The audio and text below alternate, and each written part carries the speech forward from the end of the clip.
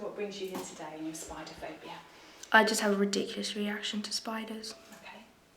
So how long have you had this ridiculous reaction?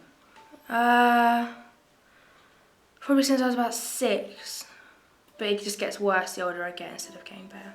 A phobia is a persistent and excessive fear of a situation or an object which is usually associated with avoidance. So the person avoids that situation or avoids that object because they are so intensely afraid of it. My name's Andrea Lindsay. I'm a clinical hypnotherapist, psychotherapist, counsellor, life coach, anything psychological wise. I've been in practice for nearly 8 years now. First one was a fairly big spider, but not big enough really.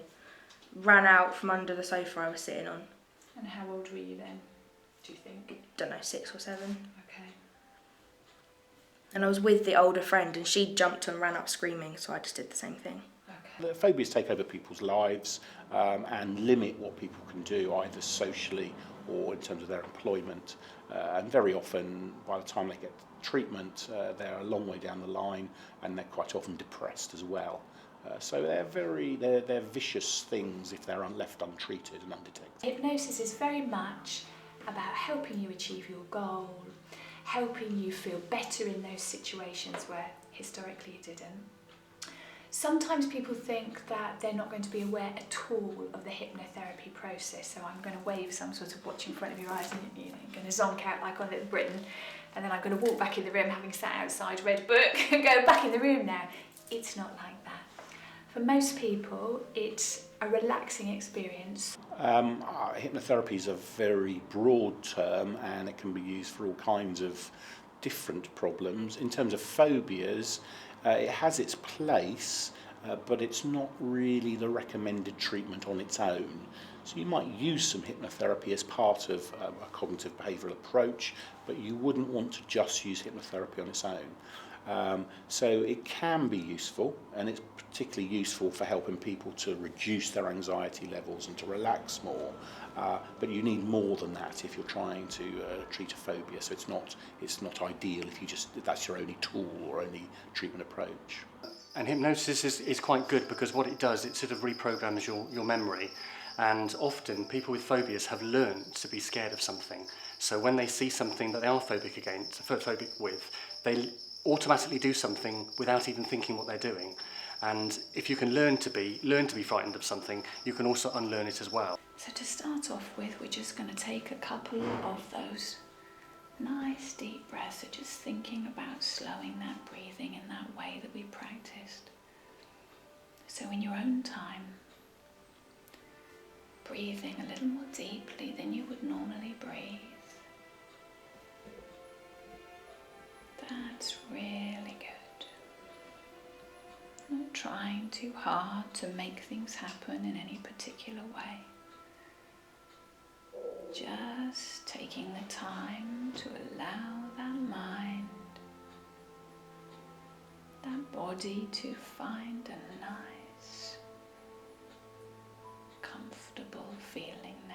That's good, you're doing really well. So the way you speak, the way you structure your sentences and your voice tones is very important in hypnosis, because that's what knocks on the door of the unconscious and enables the unconscious to recognise that this is food for them. Maybe a few years ago, spider on the landing on the wall at home. But you're just watching it like something that's happened once, knowing that the control's in your hand. You can stop, start, pause any moment you want to. You're just noticing it as much as you need to notice to be helpful for you. It is quite weird. It's like watching TV, just being chilled out. Just thinking about stuff that I don't normally think about, because normally obviously it makes me panic if I think about stuff like that. But I haven't panicked, so it's all good. There are a whole range of theories. Some of the theories suggest that you're being put into a state of very deep relaxation. because in a phobic situation where you're avoiding something, where you're anxious, your whole bodily systems are speeding up. Your heart is racing, you're breathing faster, you're sweating, so everything's speeding up. With hypnotherapy, one of the theories is that you're relaxing people down using a particular technique, and in relaxing them down, you're slowing everything down. So that's one theory about what's happened. It's a form of deep relaxation. There's another theory that says that it's actually putting you into some altered mental state, where you can then, without realising it, do all kinds of things that you couldn't normally do. That's another theory. And another theory suggests that it's doing something to the way your brain chemistry works, what are called neurotransmitters. So those are different approach, different theories about how it works, but actually nobody is very sure how it works, and some skeptics will say that it's nothing more than a placebo, and that what you're actually doing is getting people to give you a socially desirable response. That is, you suggest to them they can do a thing, and rather than disappoint you, they show you they can do it. That younger you, remember that, how young you look, just a little girl, knowing just what a little girl knows.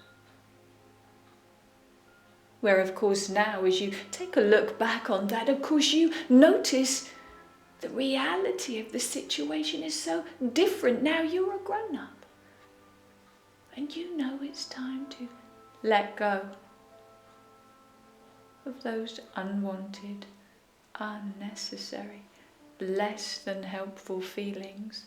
You know the one.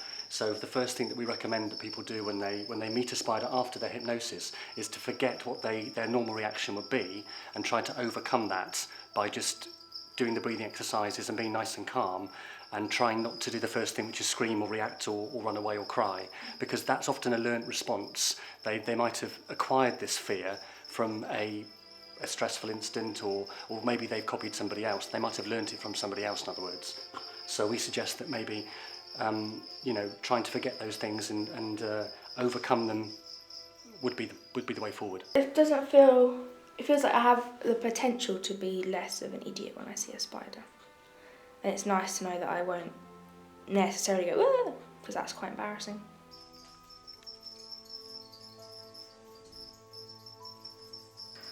And I don't think I'd have been here if I hadn't had that. I don't know. Should be fine. What? There you go. The key is about how motivated you are to make that change. So no one can be forced to go into a trance-like state.